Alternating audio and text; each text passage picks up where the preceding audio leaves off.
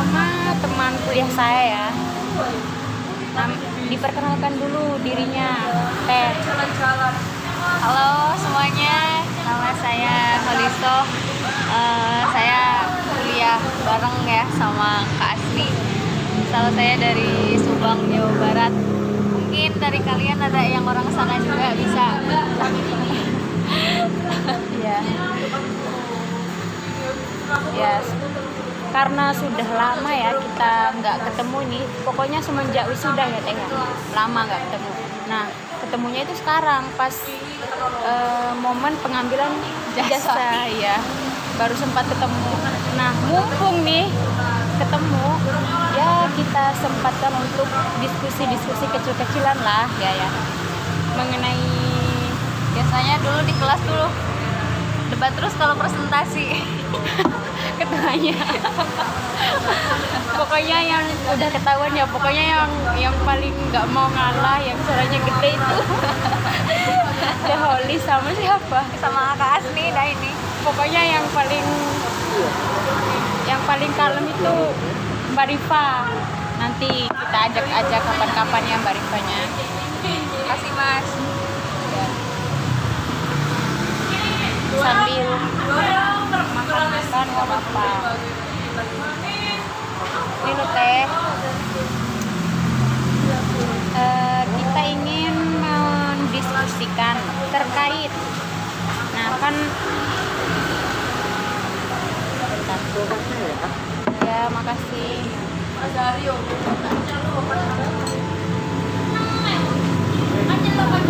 Terkait ini loh Teh.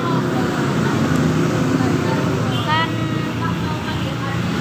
menjadi mahasiswa itu kan privilege, keistimewaan kan, yang mungkin tidak semua pemuda itu bisa memilikinya ya, bisa mendapatkan kesempatan itu. Nah, ada nggak sih maksudnya pesan-pesan khusus dari Teh Holis ini untuk misalnya adik-adik yang mungkin keadaan ekonominya atau mungkin banyak saudaranya sehingga dia itu dalam hatinya itu tidak kayak insecure gitu loh untuk melanjutkan pendidikan ke jenjang yang lebih jauh atau untuk ke jenjang yang lebih tinggi lagi atau untuk keluar daerah gitu. Dari Teh Holis sendiri tuh gimana menepis pikiran-pikiran yang membuat kita itu pesimis gitu. Sebenarnya sih faktor utama keyakinan ya. Kalau semisal kita ada kemauan, itu pasti ada jalan. Apapun keadaannya, kalau ada kemauan itu pasti ada jalan. Kecuali kalau kita nggak ada kemauan sama sekali, itu yang mungkin akan menutup jalan. Beberapa orang mungkin bilang saya nggak bisa kuliah karena nanti saya akan merepotkan orang tua. Cuma itu tuh hal yang lumrah dan hal yang wajar ya dialami setiap orang. Saya pun termasuk. Tapi bukan berarti kita nggak bisa nyari celah lain yang sekiranya kita tetap bisa kuliah tapi tanpa membebani orang tua. Apalagi kalau dalam tingkat sarjana S1 itu banyak banget peluang beasiswa. Entah itu beasiswa yang kurang ekonominya kurang berada, entah ada yang dari jalur kecerdasan apa sih namanya ya, beasiswa Bidik misi. ya, bidik misi itu juga ada, beasiswa yang pintar itu juga ada. Sebenarnya Hafalan juga ya. Ya, hafalan juga itu tergantung kalian. Bahkan yang beasiswa kurang mampu pun bukan berarti orang yang nggak mampu terus loh yang ikut. Saya banyak konsul sama guru saya, beliau udah S2. Orang-orang yang kuliah ngambil jalur beasiswa yang kurang mampu itu tuh orang-orang kurang berada. Orang-orang yang berada semua. Jadi sebenarnya insecure tuh buat apa sih? Insecure itu malah merugikan diri sendiri. Dan yang insecure itu kalau kita punya kemauan tapi kita nggak mau berusaha, itu insecure. Nggak usah punya niatan kalau gitu, nggak usah sekalian, daripada malu-maluin sendiri kepengen tapi nggak mau usaha ya buat apa? Ya kayak ada kan ya, mimpi itu emang gratis, tapi untuk mewujudkan itu kita perlu diri kita yang mau jalan gitu ya. Kayak ada hasil itu tergantung 2 dua faktor. Yang pertama niat, yang kedua proses. Kalau niatnya pengen kuliah, tinggal prosesnya yang benar. Kalau mau ke mall, pengennya beli jam. Kalau kita nggak ada niatan beli jam, itu nanti di sana punya uang 1 juta bisa beli apa aja. Kecuali kalau kita udah punya niatan uang 1 juta mau dibeliin khusus jam tangan yang bermerek sekaligus, ya udah itu yang diambil. Jadi hasilnya itu nanti kamu pulang dari mall itu ya bawa jam itu, bukan bawa macam-macam barang. Pokoknya planningnya itu harus jelas. Niatnya, prosesnya harus sesuai dengan niat, hasilnya pasti akan bagus. Kecuali kalau nggak punya niat. Niat ada, kalau prosesnya nggak sesuai dengan niat, nggak bakal ada hasil. Pokoknya Sesuai. antara niat dengan proses itu harus sejalan. Seperti dalam buku manajemen itu, orang manajemen itu tuh mengatakan bahwa usaha tanpa rencana tanpa usaha juga itu sebuah kesalahan ya teh ya. Nah, ada juga saya pernah baca dalam buku manajemen itu ya, kejahatan yang terorganisir akan kalah dengan kebaikan yang tak terorganisir. Maka apapun segala niat baik kita itu harus terorganisir dulu ya, harus di planning, harus sesuai rencana ya, seperti yang Teh Holis itu bilang tadi ya setinggi apapun niatan kita juga kalau nggak sesuai dengan proses juga itu tidak akan seimbang gitu. Antara proses dan niat itu akan berjalan sesuai hasil bila kita itu menyeimbangkan keduanya ya Teh ya. Nah, ada lagi nih Teh. Nah, perlu nggak sih memilih teman pergaulan untuk memajukan kayak keistimewaan dalam diri kita? Itu perlu nggak sih memilih-milih teman untuk bergaul, untuk keseharian itu perlu nggak? Berpengaruh nggak sih perlakuan baik buruk kita itu dengan teman pergaulan kita? Sebenarnya kalau itu sih lihat dulu ya, pribadi kita itu mudah tergaul atau pribadi kita itu tetap pendirian. Kalau sekiranya kita mudah terbawa pergaulan, lebih baik jalan yang harus diambil ya pilih-pilih teman. Kecuali kalau kitanya mudah dalam artian tetap pendirian, kita dididik seperti ini, walaupun punya teman seperti itu kita nggak akan terbawa. Karena ada lagi orang yang mengira kalau kita pilih-pilih teman itu sombong. Padahal sebenarnya Allah menciptakan manusia itu, walaupun seburuk apapun manusia itu ada manfaatnya. Kita punya teman yang sering foya-foya misalkan, kita tuh kalau semisal kita teguh pendirian ya, walaupun dia seperti itu, kalau dia tidak membawa manfaat untuk kita yang harus bawa manfaat buat mereka. Adanya mereka yang seperti itu kita jadi mikir, kita yang serba kurang tapi dia yang segala punya, foya-foya, itu juga nggak bagus. Jadi intinya kembali ke diri sendiri sih, karena keputusan yang diambil itu harus sesuai dengan kemampuan masing-masing. Jangan sampai kita nggak bisa ngaca diri sendiri kayak gimana ya, harus ngaca dulu intinya biar kita tahu kapasitas diri kita tuh mudah banget terbawa arus. Ya udah, pokoknya jangan menyalahkan orang lain dulu ya. Pokoknya kita lihat diri kita itu bagaimana. Nah ini Teh, kan Teteh juga ini dari Jawa Barat ya, jauh ke Jawa Timur kuliah. Gimana menurut pandangan Teteh sendiri nih, misalnya kayak di Bima itu ya, anak perempuan itu kayak sangat dikhawatirkan banget untuk merantau jauh. Sakitnya kah, entah nanti sakitnya nggak ada yang ngurus, entah nanti nggak ada teman mainnya atau apa, pokoknya orang tua itu sangat mengkhawatirkan. Nah, Teteh sendiri kan anak perempuan nih, satu-satunya juga di keluarganya. Ada nggak sih pesan-pesan khusus dari Teteh, tapi dari perintah khusus dari Allah dalam Al-Quran, yang bagaimana menuntut ilmu itu memang harus didukung oleh orang tuanya gitu loh, agar teman-teman di rumah tahu bahwa perempuan juga itu punya kewajiban menuntut ilmu. sejauh mungkin ya. Ya gimana teh? Kalau tanya masalah Al-Quran, saya bukan hafidhoh ya. Saya bukan Tapi hafidhoh. referensinya yang jelas gitu loh teh, biar kita itu nggak dibilang iya anak-anak ini ngomongnya ngawur nih, enggak, harus jelas. Ya kan ada hadis yang mengatakan carilah ilmu sampai ke negeri Cina. Kan pertanyaan itu maksudnya kok Cina yang dibawa gitu, kenapa nggak ke Jawa gitu, kenapa nggak ke Arab Saudi gitu.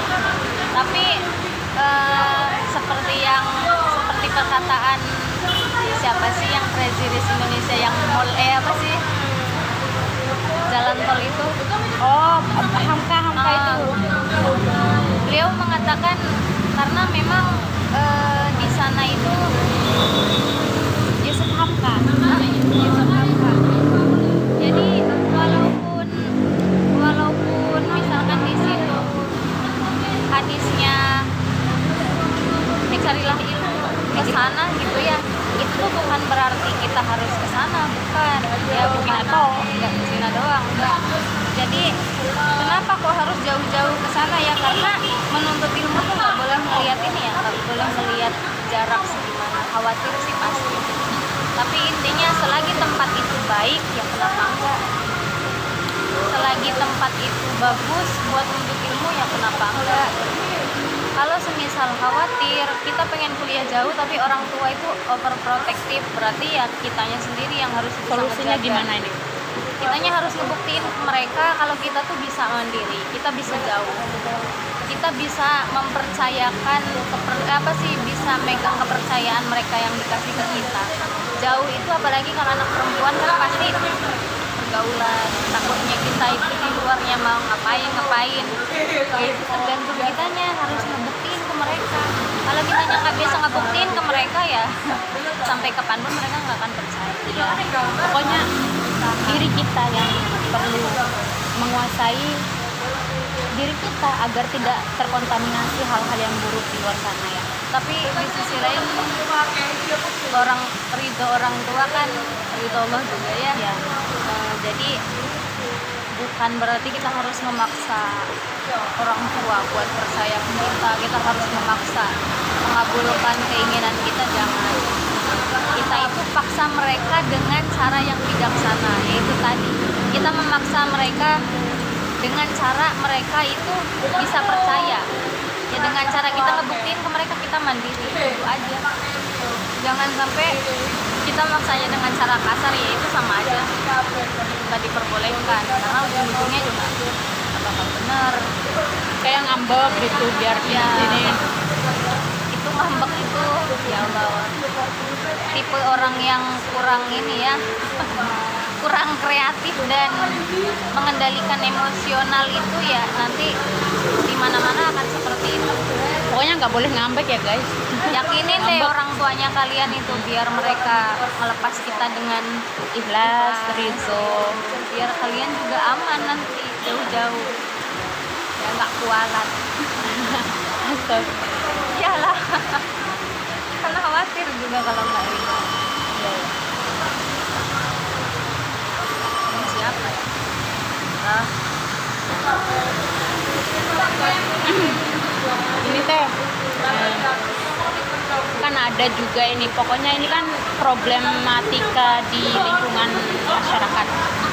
Nah, ketika kita ingin menuntut ilmu itu, pokoknya ketika kita mau melakukan hal-hal baik itu pasti ada aja kendalanya ya.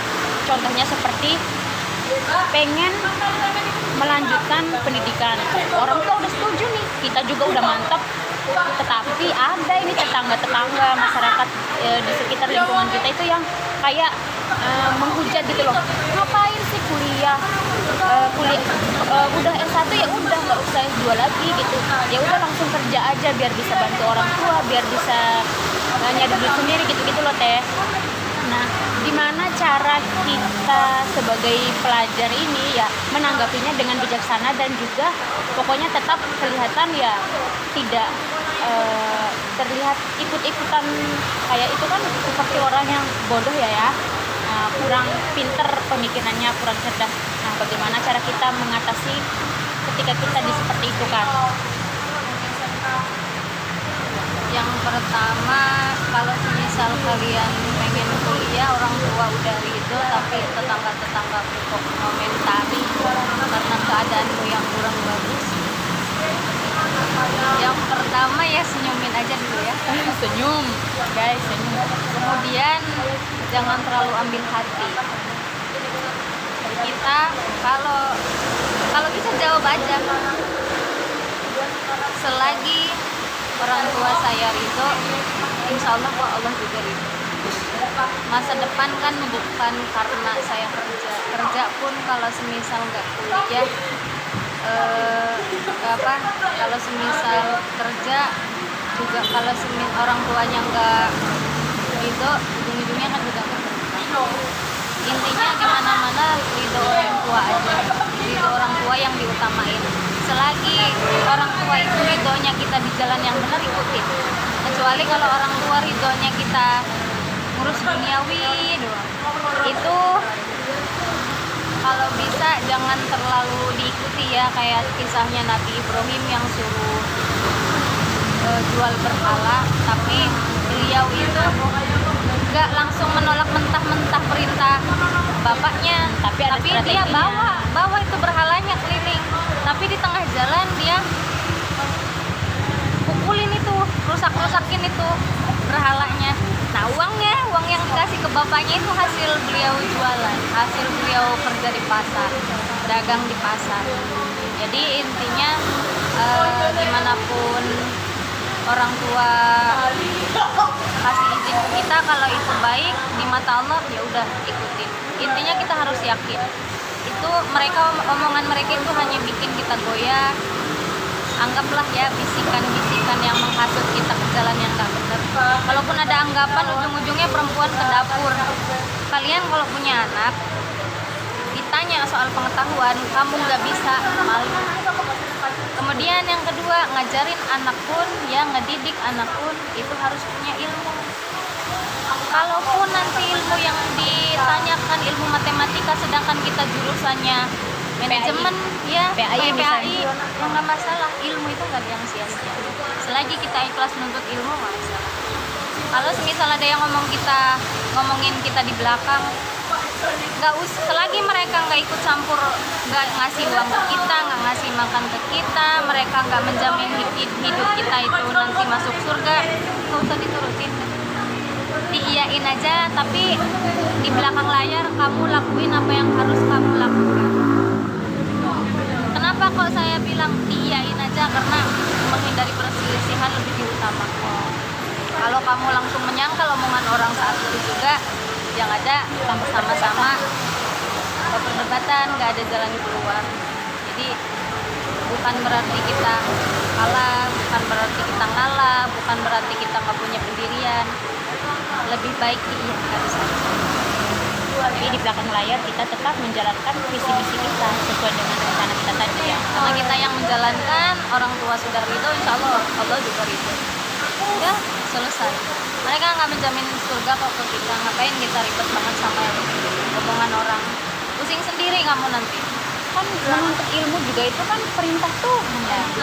Jadi ketika orang mau berasumsi apapun ya sudah, itu kan mereka. Yang penting kita yakini ini kebenaran. Oke, untuk kali ini sampai di sini dulu. Pesan untuk teman-teman di rumah, untuk generasi-generasi penerus selanjutnya ya. Tetap menuntut ilmu sampai kemanapun, tetap semangat untuk menuntut ilmu, apalagi perempuan. Kamu akan menjadi madrasatul ula, yang menjadi guru utama bagi anak-anaknya dan juga menjadi rahimnya kehidupan, rahimnya bangsa. Teruslah berkarya, teruslah menebar kebaikan ya. Sekian dari kami. Billahi taufiq wal hidayah. Wassalamualaikum warahmatullahi wabarakatuh.